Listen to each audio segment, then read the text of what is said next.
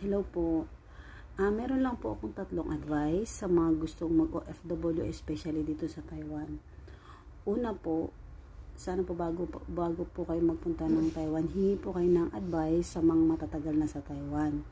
Pangalawa po, sa mga first timer naman sa Taiwan na 1 month, 2 month, 3 months pa lang na sa Taiwan na gusto agad mag-change employer, hindi po siya talaga advisable. Kung bakit, itanong nyo na lang po sa akin kung ano yung mga tanong nyo, sasagutin ko po yan. 10 years na po ako dito sa Taiwan, so kaya ko na sagutin ko anong mga tanong ninyo dahil sa dami ko ng experience.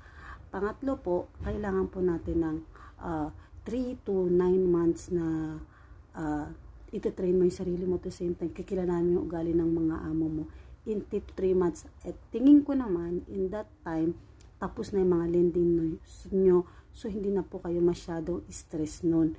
For the